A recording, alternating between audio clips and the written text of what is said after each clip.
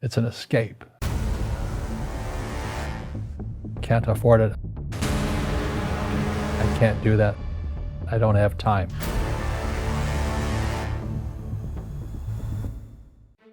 Poor people say, I can't afford it. I can't do that. I don't have time. Because it's an escape. You know what I mean? It's easy to say, I can't afford it. Oh, I'm too tired. Oh, I can't go to the gym. You know, when you could go to the gym, how can I afford it? How can I do that? You know, what would it take? Or why should I do that? He says that a question opens the mind, a statement closes the mind. See, when you say, I can't afford it, your mind shuts down and you become what you say.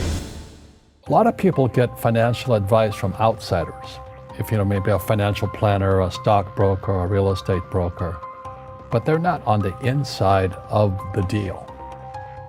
And one of the reasons I like being an entrepreneur and being a real estate guy is I'm always trading from the inside. I know the deal, I'm part of the deal, I am the deal. But the average person who buys like stocks, bonds, mutual funds, ETFs, and saves money, they're outsiders. They have no idea what's going on between them and the real world of insight. Well, I wasn't poor by most people's standards, but I came from a family with a poor attitude, if you know what I mean. Because rich, poor, middle class, poverty starts with a fundamental attitude. My classmates were mostly white guys, and I was one of the few Asians in the class. And these guys, their fathers owned the banks, they owned the plantations, they owned the car dealerships, they owned the meat packing company, they owned the ranches. And I'm going, how come my dad doesn't own that? And suddenly I realized I was poor because it's relative. You know, as Einstein, it's all relative. You can bypass that school system because the school system will never teach you about money. The school system was designed to teach you to be an employee, which is important, or a doctor or a lawyer, a specialist, but never about money. We all have fear. You know, to be truthful, we all have fear. It's just how you deal with it. And you know, Einstein said, you know, imagination is more important than knowledge, but knowledge empowers imagination. And what most people lack is real business knowledge, like accounting, you know, like debt, like taxes. You got to know that stuff, but they don't teach it in school to anybody. You see, most teachers in school, they're out of ethics. They teach subjects they themselves don't practice. One of the things I suggest to people, you got to find a real teacher versus a fake teacher. And a fake teacher is somebody who doesn't do what they teach. And a real teacher is doing what they teach every day. So in school, they have these things called now trigger effects. So you can't, as a teacher, you can't say anything that might upset the student.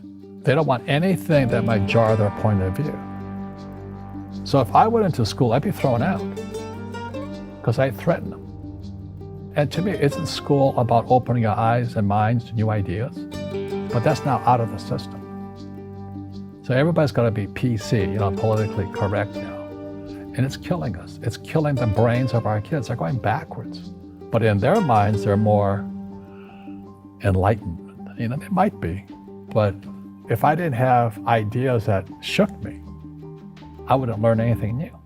My success comes from spirituality, not finance.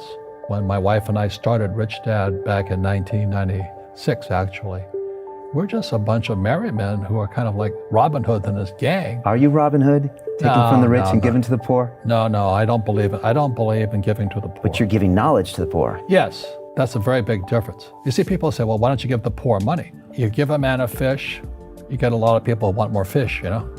But you teach them to fish.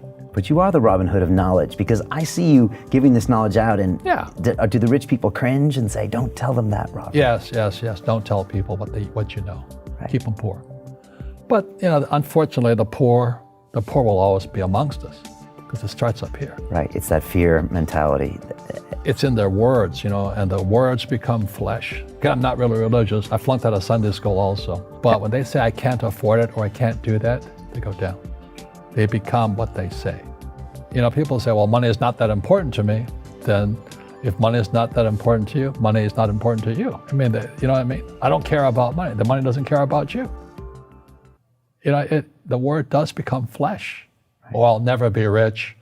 Or the favorite one is the rich are greedy. It's the poor that are greedy. If you think about it, because to be rich, you have to give something.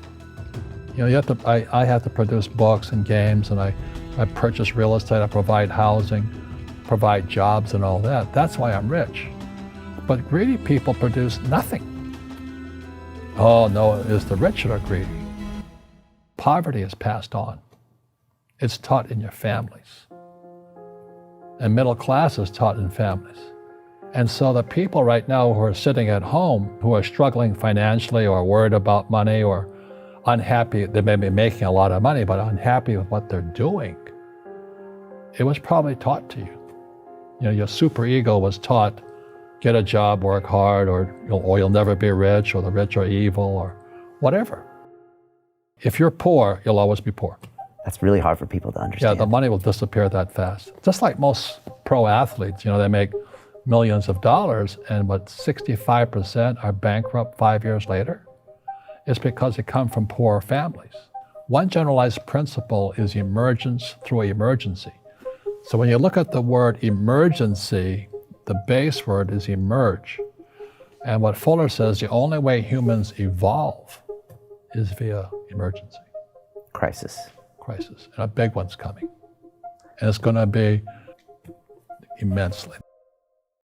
People who are afraid of making mistakes, like they teach in school, they don't ever grow.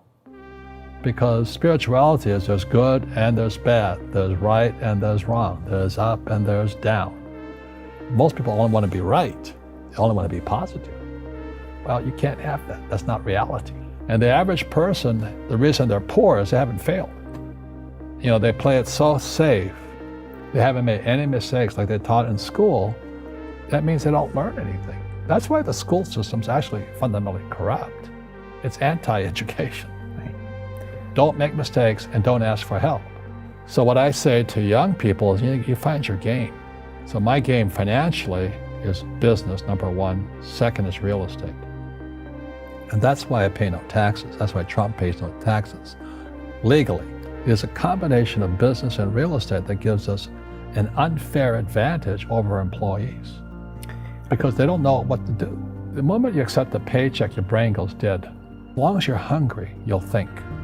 Every publisher turned me down. They said, you don't know what you're talking about. Because they said savers were losers, your house is not an asset, and the rich don't work for money. So that's kind of the story. I play a Monopoly in real life. I don't need a job. I don't have a retirement. Don't need a retirement. I don't want the government to take care of me.